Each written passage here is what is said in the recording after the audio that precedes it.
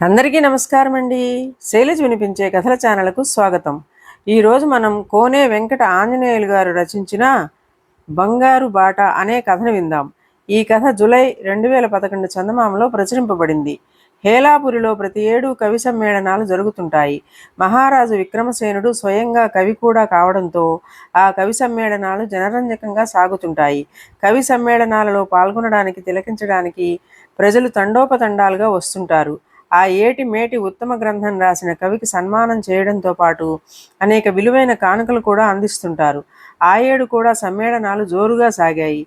అనేక వడపోతల తరువాత సోమకవి రాసిన కురుక్షేత్ర సంగ్రామం గ్రంథం ఉత్తమమైన గ్రంథంగా ఎన్నుకోబడింది.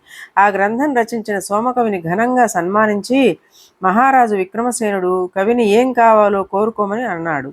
మహారాజా, ఇకపై నేను వేసే ప్రతి అడుగు బంగారం మీదే పడాలి. ఎల్లవేళలా నేను బంగారం పైనే నడవాలి. అదే నా కోరిక అన్నాడు సోమకవి. సోమకవి కోరిన ఈ వింత కోరిక విని మహారాజుతో పాటు సభాసదులందరూ కూడా నివ్వెరపోయారు. సోమకవి కోరిన కోరిక తీర్చడానికి దేశంలోని బంగారం అంతా కరిగించి రహదారులు నిర్మించిన ఆయన కోరిక తీర్చడం అసంభవం. మహామంత్రితో సంప్రదింపులు జరిపి అనేక ఆలోచనలు చేసిన మీదట సోమకవి కోరిక తీర్చబడింది. అతడికి బంగారపు పాదరక్షలు బహూకరించబడ్డాయి. ఇదండి కథ. ఈ కథ మీకు నచ్చినట్లయితే లైక్ చేయండి, షేర్ చేయండి, కామెంట్ చేయండి, సబ్స్క్రైబ్ చేసుకుని నన్ను ఎంకరేజ్ చేయండి. నమస్కారం అండి.